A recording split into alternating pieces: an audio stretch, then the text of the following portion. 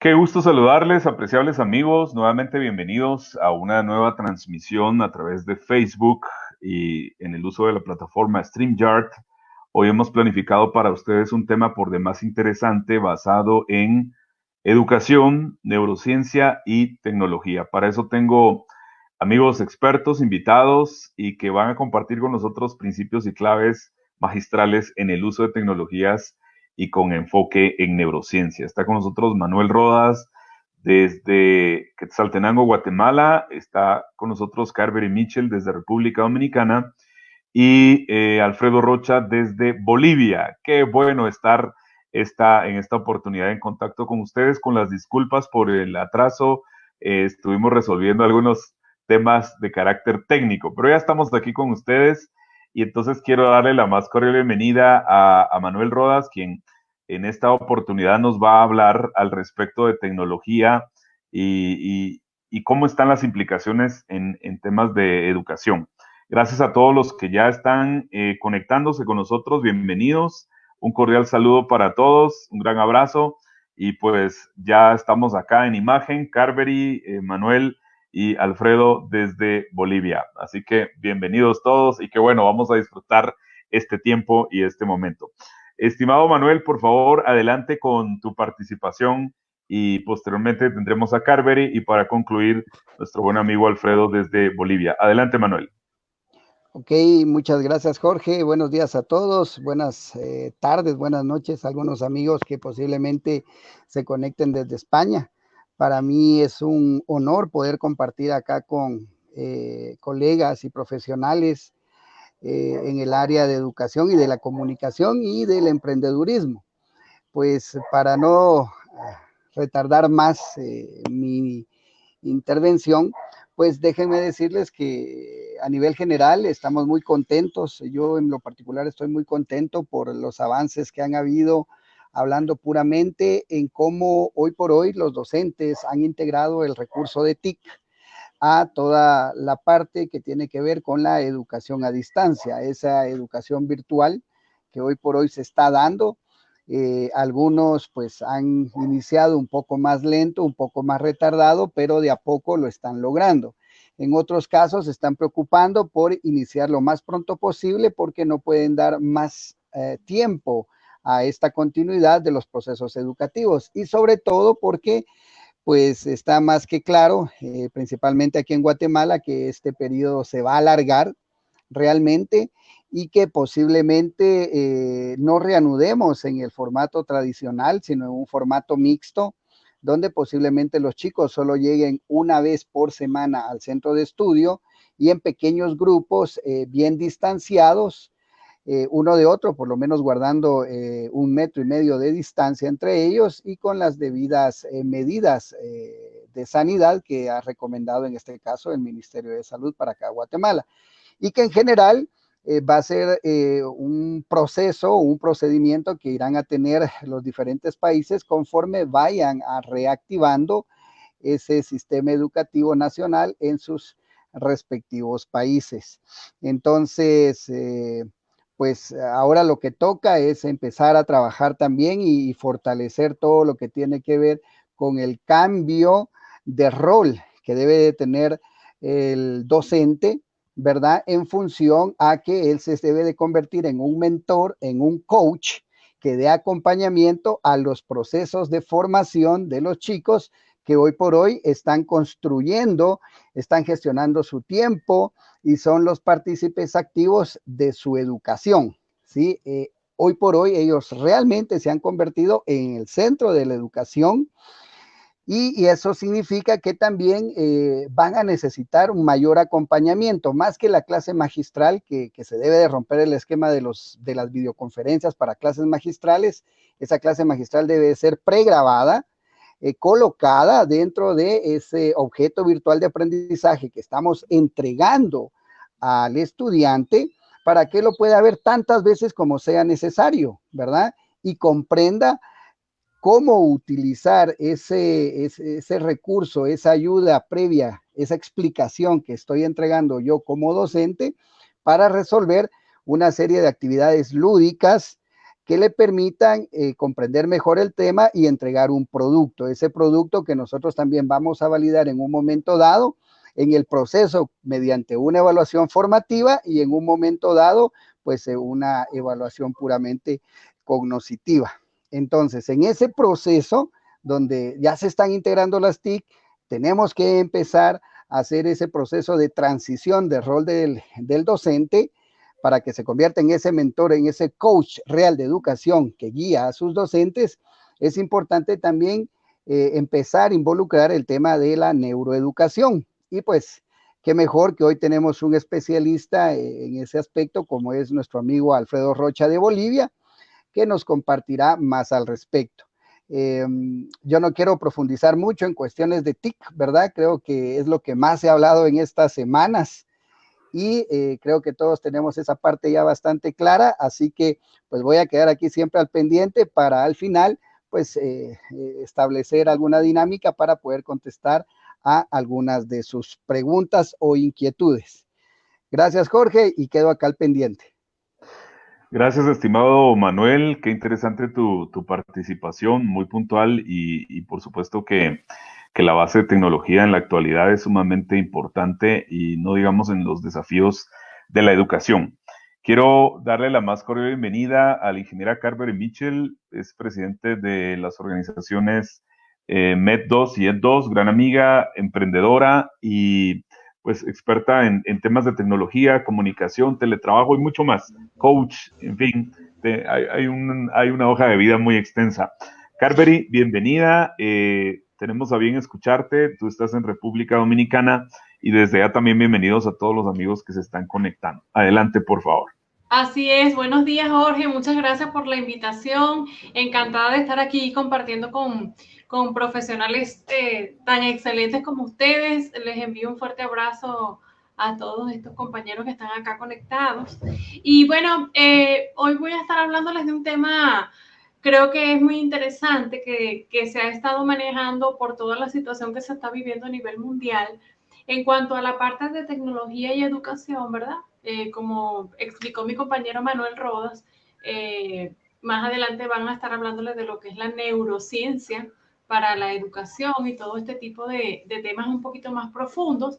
Sin embargo, nosotros que somos especialistas en la parte tecnológica, pues decidí hablarles hoy de lo que tiene que ver con la creatividad y la adaptabilidad que está pasando, es un proceso que está pasando ahora de transformación para la parte de educación virtual, no solamente para profesores, sino para profesionales en general, porque recordemos que las empresas hoy en día se han visto en la obligación de seguir capacitando, digamos que de repente un cambio de la noche a la mañana muy rápido, pero hay empresas e inclusive instituciones educativas que han tenido que, ¿verdad?, adaptarse, por eso les quiero hablar de la adaptabilidad, de adaptarse a este tipo de educación virtual y han tenido que actualizar sus conocimientos debido a la cantidad de plataformas virtuales de educación virtual, para manejo de todo esto de educación virtual, ¿verdad?, que se están manejando actualmente en las redes. Entonces, siempre he querido, digamos que creo que es muy importante que nosotros tengamos unos objetivos definidos y dentro de esos objetivos definidos, ya cuando se habla de la parte de educación infantil y la parte ya de jóvenes universitarios, y también profesionales, ¿verdad? Como coach, profesionales en general, empresarios, pues han tenido que desarrollar de forma inmediata soluciones alternas para salir adelante, ¿verdad? Debido a esta situación de la pandemia que hemos estado viviendo.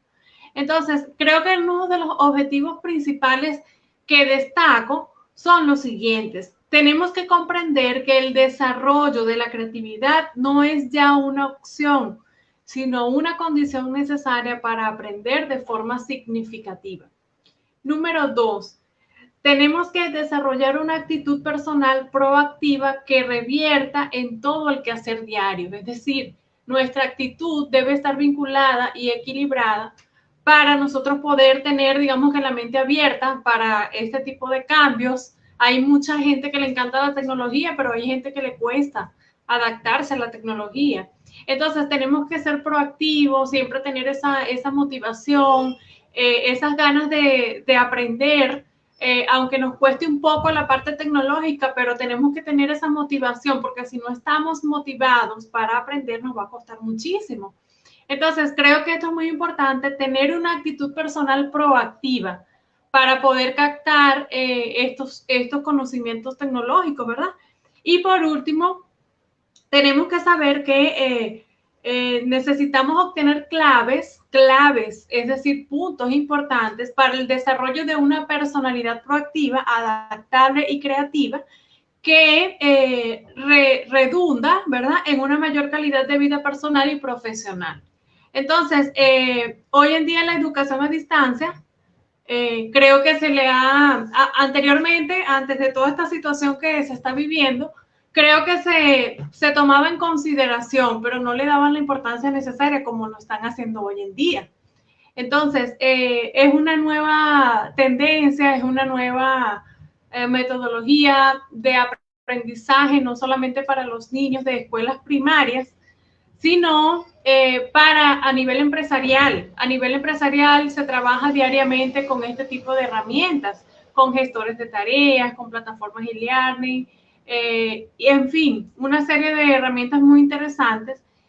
Y bueno, por acá también les traje, me disculpan que el internet está un poquito lento, pero ya los voy a indicar algunas cositas que les traje por acá. Pues estamos pasando un proceso un poquito complicado con la conexión, pero ya les voy a explicar.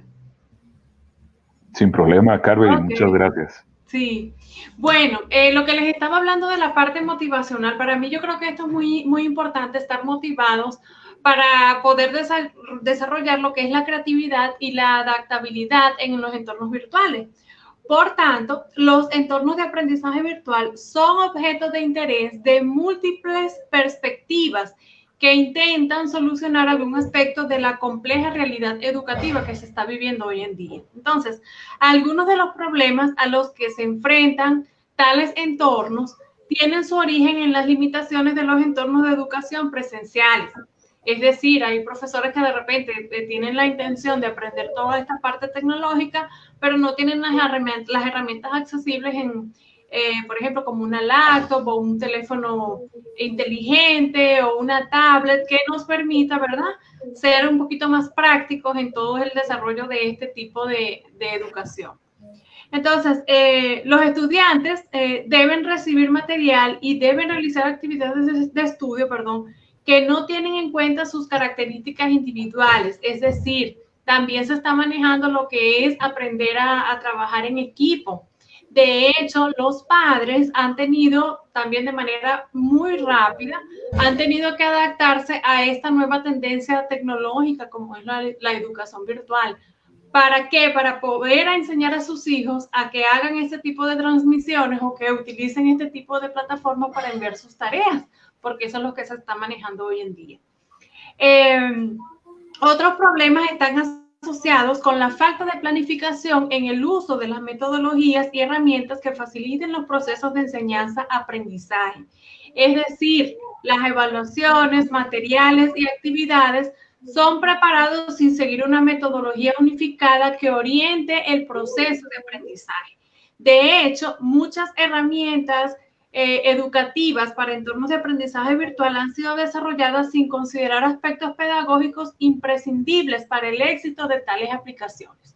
Es decir, la parte metodológica, la estructura como tal de la planificación de todo el contenido que se debe administrar, ya sea a nivel empresarial o a nivel de educación, ¿verdad? Los docentes y de los docentes tienen que, digamos que capacitar a los padres y entonces los padres tratar de desarrollar algún tipo de metodología para poder enseñar a sus hijos. Entonces es un proceso, esto ha causado esta situación de que los padres tienen que enseñar a los hijos a utilizar plataformas educativas tecnológicas que de repente no manejan muy bien, ha desarrollado estrés mal humor entre los padres y los niños, ha habido un maltrato también. Entonces, esas cosas tenemos que mejorarlas, y creo que uno de los puntos que tenemos que evaluar acá es la concentración y la motivación, la predisposición que nosotros vamos a tener en algún momento para poder expresarle a nuestros hijos cómo van a estudiar a nivel de plataformas tecnológicas, que eso es muy importante. Entonces, creo que es uno de los puntos que yo quería resaltar hoy acá, porque estamos hablando de la adaptabilidad. Entonces, por ejemplo, en la parte tecnológica, integrar tecnologías existentes que permitan la construcción de entornos de aprendizaje virtuales flexibles y escalables. Es decir, cuando la persona está iniciándose en este mundo tecnológico, en este mundo de learning, ¿verdad? Lo más recomendable es que empiece a utilizar una plataforma que sea un poco sencilla, y luego, a medida que vaya surgiendo su preparación o vaya desarrollando más, digamos que dinamismo en el uso de esta aplicación, pues entonces puede ir escalando poco a poco. Además, es recomendable también seleccionar los estándares, especificaciones o modelos de referencia que permitan la reutilización de objetos de aprendizaje en entornos virtuales adaptativos. Entonces,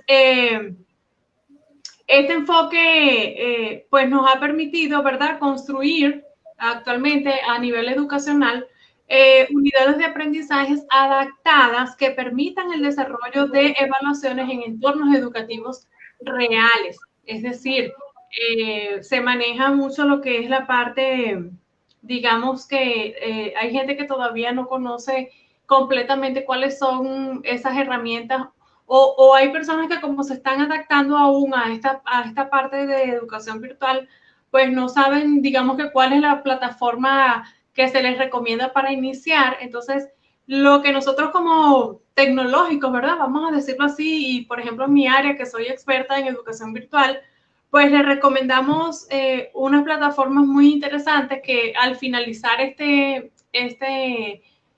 evento voy a decirle a mi compañero Jorge que se las coloque debajo para que ustedes sepan cuáles son esas plataformas tecnológicas para aprendizaje virtual que son accesibles, que son gratuitas y que son de fácil manejo. Así que encantada, muchas gracias por acá de la participación. Jorge, si tienen alguna pregunta, estoy a la orden. Muchas gracias, Carvery. Qué interesante lo que nos compartes, y es que son los retos en el uso de la tecnología, sí, la parte de la adaptabilidad y, por supuesto, el efecto de la comunicación asertiva, más yo diría voluntad y buena gestión para hacer las cosas, porque globalmente creo que los desafíos han venido de manera rápida, el cambio ha sido constante y entonces requiere estos elementos. Voy a aprovechar, antes de darle la bienvenida a nuestro compañero Alfredo desde Bolivia, para leer algunos comentarios que nos han hecho llegar. Por ejemplo, está con nosotros Bárbara, dice: excelente, los padres y maestros deben comunicarse más amigable. Es correcto, parte de lo que tú nos decías, Carvery. A nuestro buen amigo Aldo Lucas, un gran amigo Aldo, dice: saludos cordiales, éxitos para todos los emprendedores. Sabemos que estamos viviendo en momentos difíciles, pero es tiempo de innovar y tener la mente positiva, por supuesto, mantener esa parte. Y tenemos a varios amigos que se han comunicado y están en seguimiento esta mañana en este encuentro, ¿no?, de educación, neurociencia y tecnología. Carvery, muchas gracias. Si ustedes tienen algún comentario y pregunta. Sí, gracias a ti. Y si hay algún comentario o pregunta de nuestros seguidores, pues bienvenido. Aquí Carvery está con nosotros para también responder a esas inquietudes en el resto de este live. Perfecto. A continuación queremos darle la más cordial bienvenida a nuestro invitado especial, Alfredo Rocha, desde Bolivia. Desde Bolivia está con nosotros. Él es experto en temas de neurociencia. ¡Qué impresionante lo que la neurociencia en la actualidad nos está dando, basado en estudios del uso del cerebro, de la forma en que podemos comunicar e interconectar! Son herramientas elementales, fundamentales, que hoy en día no podemos dejar a un lado, sino todo lo contrario. Creo que debemos entrar en esta dinámica conectando tecnología y, por supuesto, todo lo que la neurociencia nos está dando. Y no solamente para la educación, está también para el área de emprendimiento, el área de negocio, el neuromarketing, la neurocomunicación. Hay una aplicación extensa. Hoy tenemos al experto, a nuestro invitado, Alfredo Rocha Ávila, desde Bolivia. Alfredo, queremos darte la más cordial bienvenida. Gracias por estar con nosotros. Muy buenos días.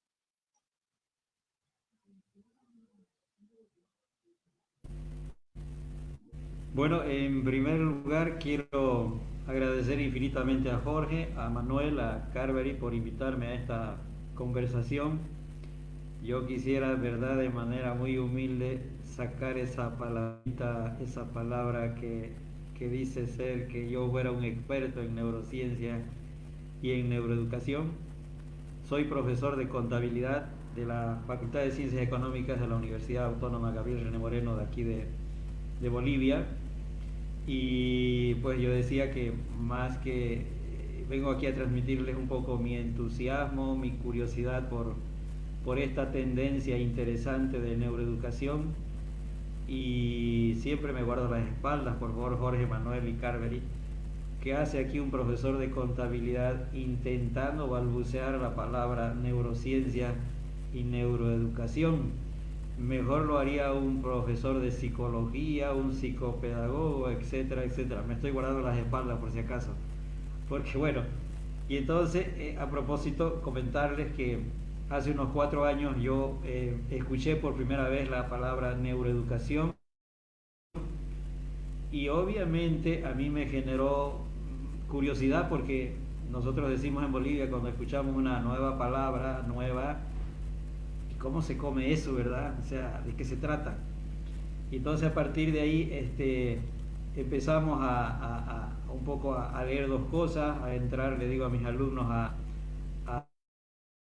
San Google, a San YouTube. Hicimos un pequeño curso con un compatriota nuestro, Jimmy Roa, que nos metió a esta apasionante tendencia.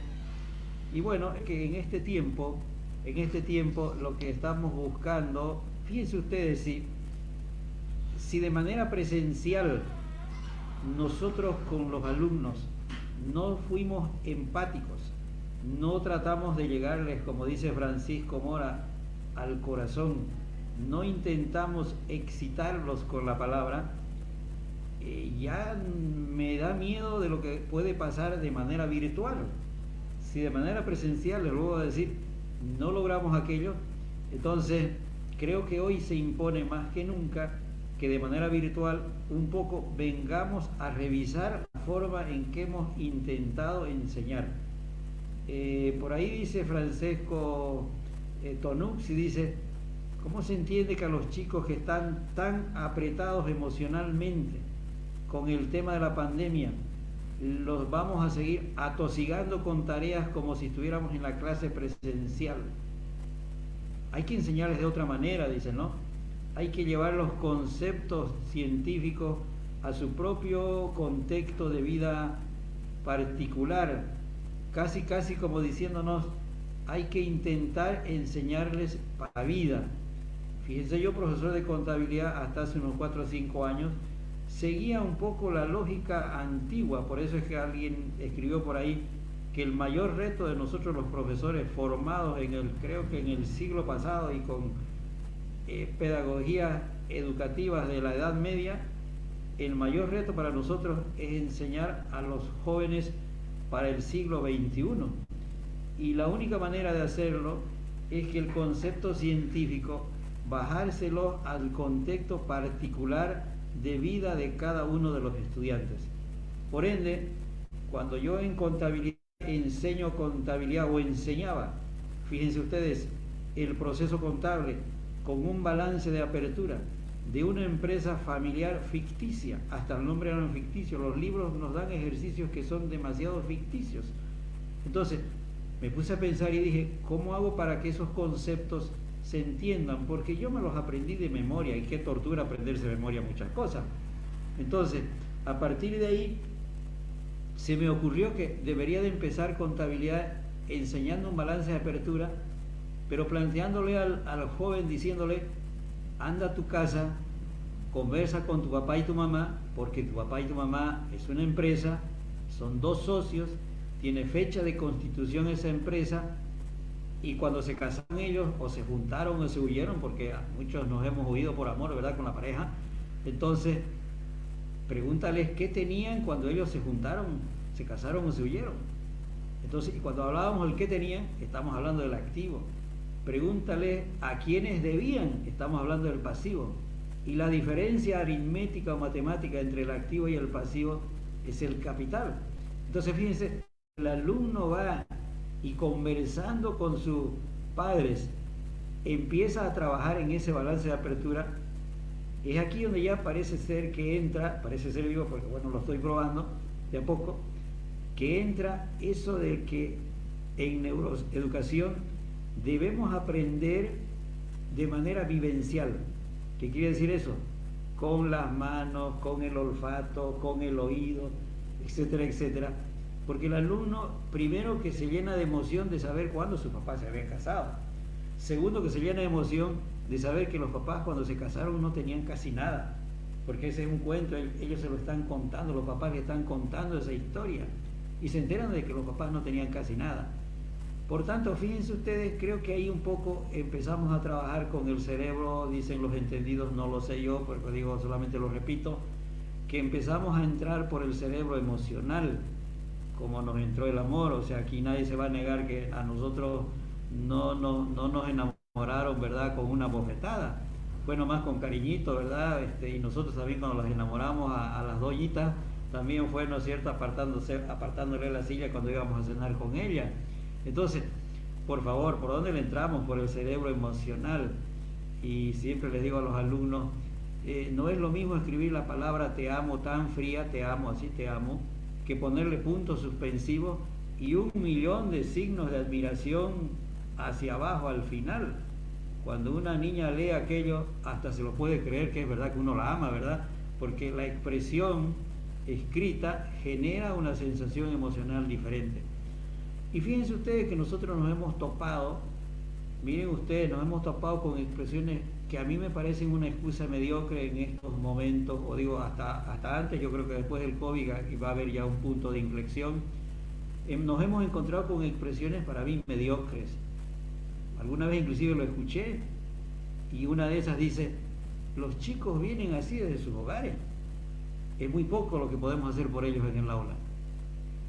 Miren, y perdón, yo no creo que todos los psicólogos piensen así, pero el que lo dijo en una sala en un lugar que lo escuché, era un psicólogo, profesor.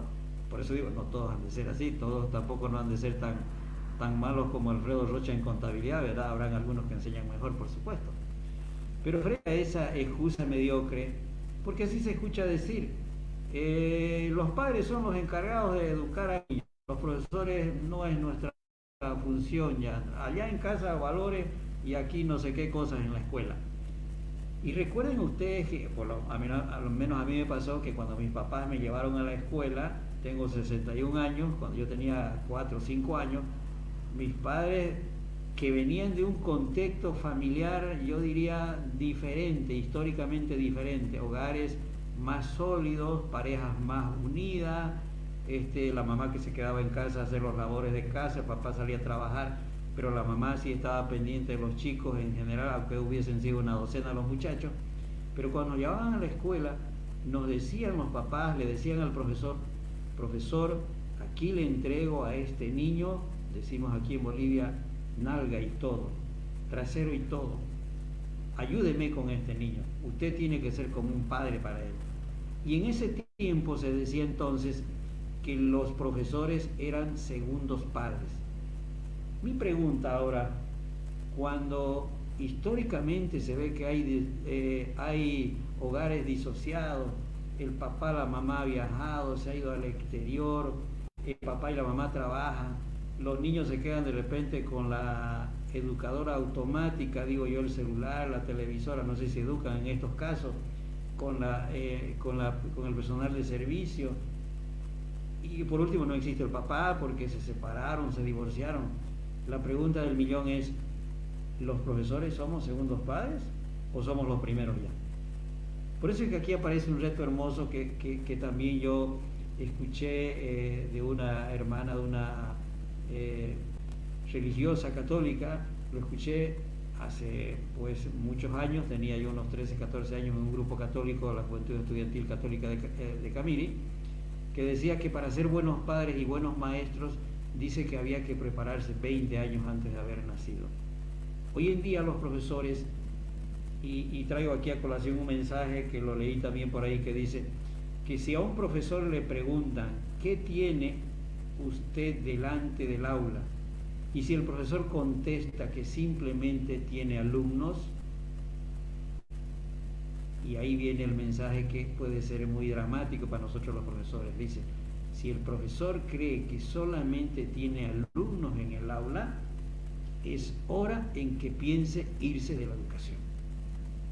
Y esto coincide, el año 2016 tuve la oportunidad de ir a Texas, a San Antonio, Texas, y de paso a la Universidad de Texas en Austin, y escuché una cosa maravillosa en la Universidad de Austin.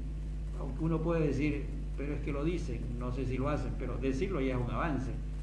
Y entonces en la Universidad de Texas escuché lo siguiente: intentamos ser un hogar para nuestros alumnos. Entonces fíjense ustedes la maravilla de mensaje que uno recibe y que además a mí me dejó pensativo. Por eso es que yo digo, hoy en día en el aula los profesores no tenemos alumnos, tenemos a nuestros propios hijos, fruto del encargo social. Y estos chicos vienen a encontrar de repente al padre, a la madre que no tienen en casa, al hermano mayor que no tienen en casa. Vienen cargados de emociones. Y a propósito, fíjense por eso es que digo que inclusive los profesores ya estamos obligados de la materia que sea. Yo soy de contabilidad y recién me he dado cuenta, hombre, que habíamos tenido la obligación de conocer cómo funciona, cómo está estructurado el cerebro. Recién me he enterado que habíamos tenido un cerebro reptiliano, ese que le llaman el animal. También me enteré que tenemos el cerebro límbico, el emocional, el racional. Nosotros hemos vivido dibujando corazoncitos, les hemos traspasado una flecha por en medio, unas gotas de sangre, le hemos puesto el nombre de ella allá arriba, en la parte de arriba del corazón, en la parte de abajo del nuestro, y una famosa palabra debajo de ese dibujo que se decía sal. Se aman locamente. Pero ahora me he enterado que, oye, no había sabido entrar el amor por el corazón, sino por el cerebro límbico. Por tanto, parece que ahora ya no hay que dibujar corazones, hay que dibujar un cerebro y traspasarle una flecha, ¿verdad? Bueno, y por eso se dice que antes que racionales las personas pero antes que racionales, por supuesto, las personas somos emocionales. En este tiempo del COVID, justamente estuve en una conversación, en una conferencia de una colega chilena. Ellos han hecho una encuesta, y fíjense, una encuesta que hicieron a los estudiantes, y dicen la encuesta que el 63% de los estudiantes se encuentran aburridos, que el 42% está estresado, que el 34% se sienten frustrados, el 21% de los estudiantes se sienten tristes, deprimidos, el 20% se sienten preocupados, asustados, fíjense, y tranquilos un 2%, se sienten acompañados un 1%. Bueno, entonces ahí yo creo que cuando miro estos resultados, vuelvo a releer las expresiones de Francesco Tonucci, porque nos dice, ¿cómo es que los vamos a atosigar con cosas a los estudiantes cuando ellos están extrañando a sus compañeros? Están extrañando los niños a sus compañeritos del aula, los jóvenes a los del curso. Entonces, por eso creo yo de que en realidad tenemos que tomar mucha atención, y creo que un poco para concluir, no sé, porque para dar un poco lugar a la conversación, yo quisiera que los profesores nos miremos muy de frente a la cara. Posiblemente yo debo ser digamos, como decimos, el peorcito de los profesores, ¿verdad? Pero entonces que nos miremos a la cara y de verdad empecemos a preguntarnos qué tanto hemos intentado enseñar, qué tanto creemos que le ha servido a nuestros alumnos para su vida. Porque a veces hay contenidos que parece ser que no le están ayudando mucho a los jóvenes, para su propia vida. Una de dos, o los contenidos son buenos y los profesores no sabemos hacerles llegar el contenido al cerebro de los estudiantes. Por tanto, dice que si el alumno no aprende con la forma en que nosotros les enseñamos, enseñémosles por la forma en que ellos quieren aprender. Bueno, Jorge, por ahí quiero concluir porque tenemos para más, pero les recuerdo, soy profesor de contabilidad por si acaso, así es que de neurociencia y neuroeducación apenas es una palabrita que estoy balbuceando aquello, por favor, y gracias por haberme invitado. Excelente, Alfredo, muchas gracias por tu participación, muy interesante lo que nos compartes. Evidentemente, de mi parte es como sentir un viaje entre varios aspectos del tema de la educación. Yo ejercí como docente alrededor de unos 6, 7 años y recuerdo que para ir conectando los puntos, ¿no? Dentro de los aspectos, tenía diversos casos que tenían que ver con estudiantes con problemas en casa y que a veces llegaban al aula simplemente para sentir como un refugio y el estar en un estado de felicidad junto a sus compañeros. Y creo que desde mi punto de vista los docentes son generadores de vocaciones, ¿verdad? Son además aquellas personas que lanzan esas flechas de visión como si fuese el autor Andy Stanley que escribe Visioingeniería y que pueden plantar semillas de pensamiento y a lo mejor generar algunas profecías de autocumplimiento que pueden ir planteando un futuro en lo profesional y demás. Entonces, interesante, Alfredo, y la forma de enseñanza, que lógicamente va implícita toda la parte de estudio de neurociencia, el cerebro, cómo funciona el neocórtex, el cerebro límbico y el cerebro reptiliano y la forma en que vamos comunicando y a través de las emociones para que los aprendizajes vayan quedando. Y estas herramientas y estos estudios, pues lógicamente nos ayudan inclusive a través de la educación virtual, como lo estamos viendo ahora. Me gustaría escuchar las apreciaciones, mi estimado Manuel, bueno, que ya estás con nosotros al respecto del tema y ya para ir haciendo algunas conclusiones en esta oportunidad, siempre agradeciendo a todos los buenos amigos y amigas que están conectados esta mañana con nosotros. Adelante, Manuel. Sí, pues como yo les comentaba al inicio de esta charla, de este conversatorio que hemos tenido, era importante empezar a tomar el tema de las neurociencias, de la neuroeducación, porque esto empata muy bien también con algo que se maneja a nivel de la psicología o psicopedagogía, que es la teoría de las inteligencias múltiples de Howard Gardner. Y entonces, cuando nosotros empezamos a darnos cuenta de que los chicos aprenden a diferentes ritmos, pero que también tenemos que pensar en función del ser, de cómo él se siente, de en qué momento está predispuesto a aprender, y que muchas veces no sucedía así en el salón tradicional de clases, porque quizá él llegaba, pues, tristemente en algunos casos o en muchos casos con hambre, ¿sí? Como pasa en muchas escuelas públicas, y qué bueno que ahora pues ya se cuenta con ese desayuno escolar, esa refacción escolar. En otros casos, pues los chicos que se llegaban a la escuela por la jornada de la tarde, cuando pasaron toda la jornada de la mañana ayudando a papá, a mamá en las labores del campo o en las labores de comercio. Y muchas veces a nosotros los docentes se nos olvida pues conocer un poquito más a nuestros estudiantes, saber cómo se sienten, conversar con ellos, tratar de hacer no esas clases cargadas de información, sino que también les metamos amor y que las hagamos para ellos agradables, que ese momento lo sientan como de liberación. Hoy por hoy no sabemos cómo muchos chicos la están pasando en hogares quizá fragmentados, donde quizá haya violencia intrafamiliar, y tal vez ese momento en que ellos se van a conectar a través de una videoconferencia les va a permitir liberarse, salir, viajar también en su mente a esa paz que nosotros de alguna manera también podamos transmitirles. Ya lo decía Alfredo, ¿verdad? Mucha teoría no nos sirve, debemos de llevar las cosas a la práctica y de veras conectarnos con nuestros estudiantes. Pues Carvery, te cedo el micrófono. Sí, bueno, encantada de la participación de cada uno de ustedes. Creo que he aprendido mucho y la participación de Manuel y de Alfredo ha sido muy, muy reflexiva.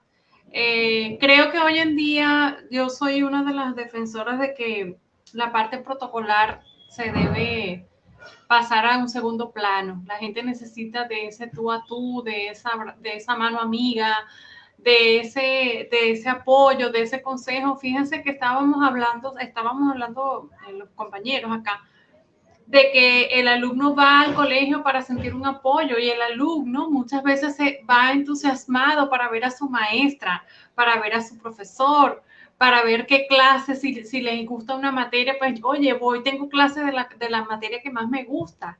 Entonces, el docente y el contenido que se da en cada una de estas materias es muy importante para la motivación de los alumnos. Y quiero concluir con unas reflexiones que tengo por acá. Y dice, es importante conocer los requisitos para la formación del docente innovador. Es fundamental generar los espacios de reflexión para superar barreras o favorecer la implementación de prácticas correctas para la innovación en los programas de educación a distancia, combinando las TICs y el Internet.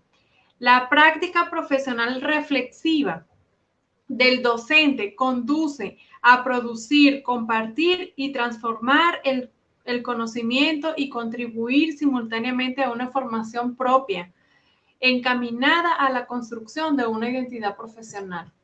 Creo que esto es muy importante para todas las situaciones que se están manejando hoy en día en la sociedad. Realmente necesitamos fortalecer la comunicación, la motivación, esa mano amiga que el alumno necesita, que se sienta en confianza con su profesor, que se sienta querido por sus compañeros de clase y que también sepa que trabajar en equipo también nos genera emociones muy bonitas. Así que encantada, muchas gracias por la invitación y bueno, que sigan los éxitos. Excelente, Carver, y muchas gracias. Evidentemente ha sido un buen momento para hacer reflexiones. Yo quisiera agregar, antes de escuchar las conclusiones de Alfredo, al respecto de la importancia. Si bien es cierto, estamos hablando de tecnología, neurociencia y toda esta dinámica actual, desde mi punto de vista, igual manera es como incluir dentro de las prioridades siempre el efecto de principios y valores, ¿verdad? Entender que la parte del principio es ese llamado a la acción inteligente para el cumplimiento de normas, leyes o reglamentos, y el valor es el principio convertido en un comportamiento constante. Entonces, viendo algunos de los comentarios que tenemos al respecto, por ejemplo, en particular quiero leer este comentario y el resto también, por supuesto. Amieli dice, en algunos establecimientos educativos privados no dejan ni que lleven el celular. Ojalá que entiendan que es momento de permitir ese acceso porque la educación ya había cambiado, no querían aceptarlo. Es hora de ver el mundo de tecnología que tenemos al alcance. Así es, así es. Yo creo que si agregáramos, o sea, si cambiáramos el pensamiento de, por ejemplo, un smartphone, un teléfono es una amenaza y lo buscáramos como una herramienta intuitiva, adaptativa al efecto de la educación, nos podría ayudar un montón. Por ejemplo, usar un reto tipo Kahoot, que es una aplicación bien interesante con el uso de teléfono y demás, u otras herramientas que Manuel conoce perfectamente. Eso implicaría que a lo mejor no es un desperdicio de tiempo usando un teléfono, sino un modo de conectarse a una dinámica distinta, porque además creo que la inclusión de competencias en la era actual tiene que ir así. O sea, escuchamos profesiones hoy que no nos imaginábamos hace 10, 15 años que hoy existen y así va a seguir el proceso de evolución. Entonces, debe existir un efecto de actualización y uso de la tecnología al respecto. Vamos a ver otro comentario por acá. Está con nosotros Maquito López, dice, la tecnología favorece los procesos, pero es necesario siempre la supervisión. Totalmente de acuerdo y apoyo de padres y docentes. Ahí entra todo el tema de triangular los efectos entre padres, docentes y estudiantes, más todo el sistema que está a nuestro alrededor. Por acá está un buen amigo, Giovanni Montejo, quien es docente y es director de una institución muy importante aquí en Guatemala. Dice, me encantó la idea de que el docente pueda ser un padre y que pueda ser el estudiante como un hijo en una reflexión diferente a la visión tradicional. Gracias por su experiencia. Esto en referencia a lo que nos ha compartido Alfredo. Vamos a ver si tenemos algún otro comentario. Bárbara está con nosotros desde Panamá. Presente, sí es importante ponerse en los zapatos de los estudiantes. Vamos a ver algún otro comentario ya para hacerle el tiempo a Alfredo y hacer las conclusiones. Bueno, tenemos a Ida desde Ecuador, desde el Ecuador. Muchas gracias, buenos días. Desde Ecuador participando en el webinar, excelentes profesionales, felicitaciones por compartir sabios conocimientos. Muchas gracias, Aida, por acompañarnos. Creo que aquí es un proceso constructivo, ¿no? De todos en esta participación, sumando las experiencias. Nuestra querida amiga Gladys Guzmán, es un reto adaptarse al nuevo modelo, es un desafío principalmente para los niños y jóvenes del área rural.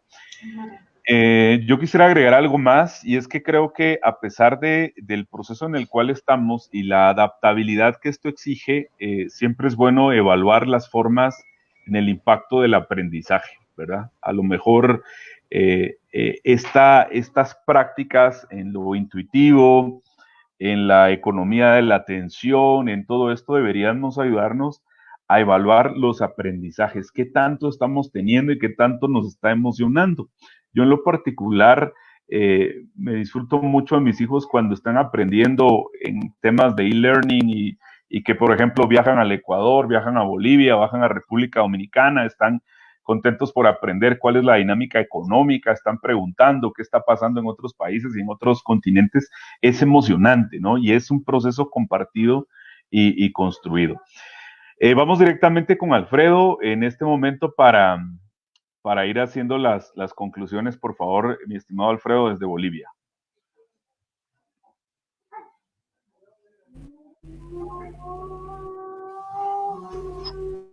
Bueno, gracias, Jorge. Mientras ustedes iban conversando y además comentando las expresiones de los asistentes al foro, ¿verdad? Yo creo que es bueno generar, como quien dice, hay que provocar. O sea, ¿qué quiere decir eso? A veces inclusive la provocación hasta puede resultar ofensiva a la zona del confort mental de muchos. Por ahí, por ejemplo, hay un documental que sugiero que lo vean, que es de Jürgen Klarik. Un documental que el título, por supuesto que puede ser hasta ofensivo y provocador, digo, se llama Un crimen llamado educación. Porque dice, Jürgen Klarik dice en una parte, ¿cómo es posible que después de 14 años de estudio, 2 en el nivel inicial, 6 en el básico, 6 en el secundario, un estudiante cuando está terminando llega a ser bachiller y le preguntamos, ¿qué piensas estudiar de aquí para adelante? El alumno te contesta y te dice, todavía no lo he, no sé. Dígame si eso realmente a eso se puede llamar educación. O sea, ¿qué quiere decir?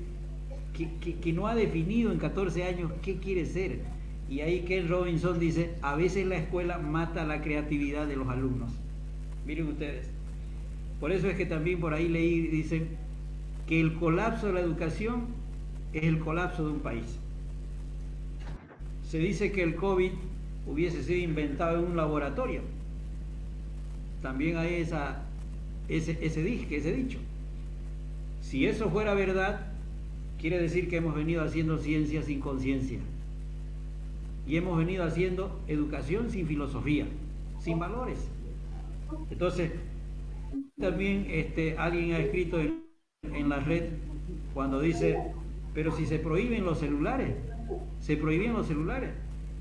Y bueno, ya a propósito de eso, he visto un mensaje jocoso, chistoso de algún alumno que lo subió a la red que dice: profesor, pero si usted me prohibía el celular y ahora me llama a cada rato para que hagamos clase por el celular, ¿cómo se entiende ahora que usted qué ha pasado? Y entonces dice al final: y pensar que el mundo da vueltas, pensar que el mundo da vueltas.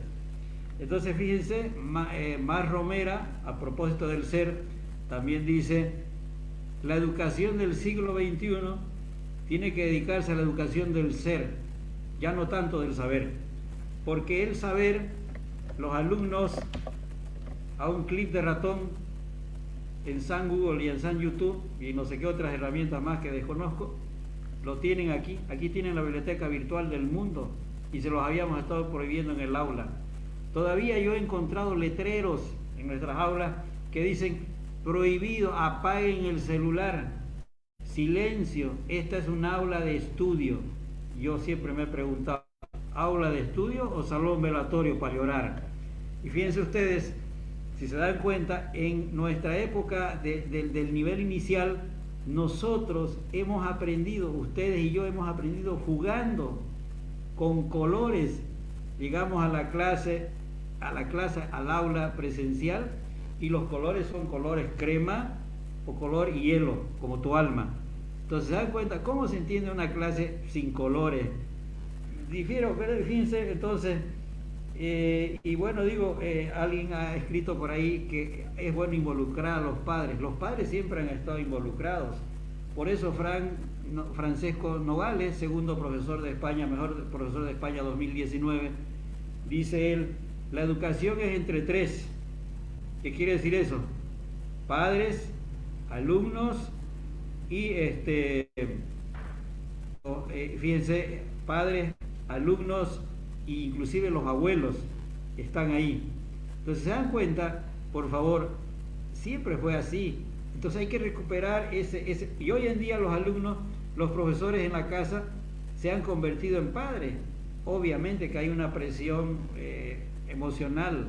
Los chicos están presionados emocionalmente, nosotros también los mayores, por supuesto, no salir a la calle y tener miedo de salir a la calle, de que en la calle nos pille el COVID, nadie lo quiere hacer. Entonces hay cosas como esas que creo que es bueno que nosotros vayamos repensando en la forma de cómo vamos a llegarle hoy día a los jóvenes, ¿verdad?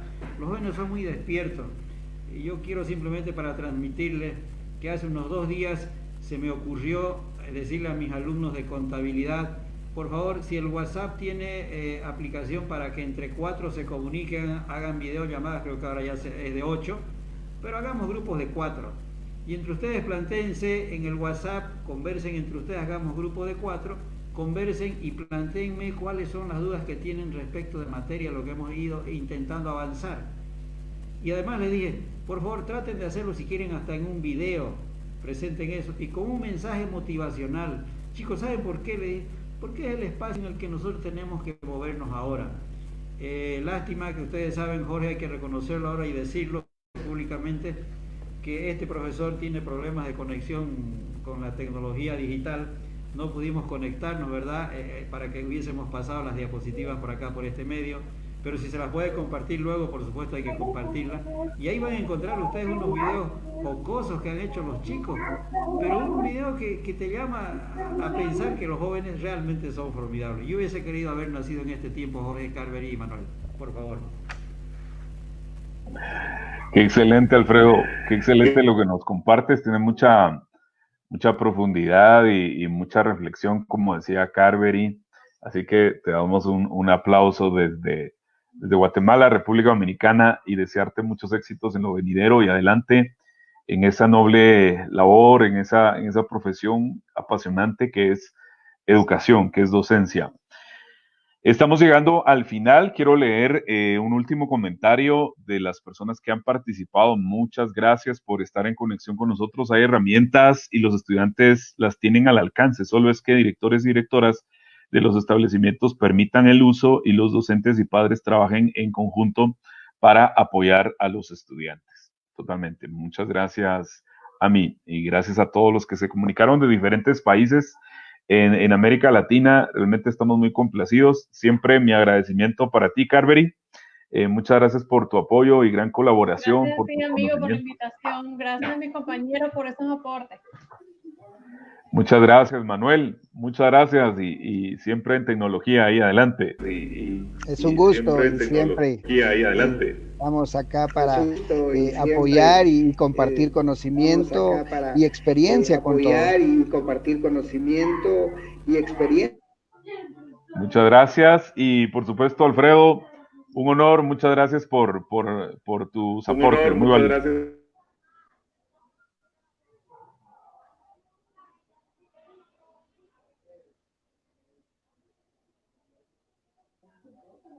Perfecto, muchas gracias. Gracias a todos, un gran abrazo. Bye. Y nos reencontraremos en una próxima oportunidad. Bendiciones para todos, buen fin de semana. Hasta luego. Gracias. Bye.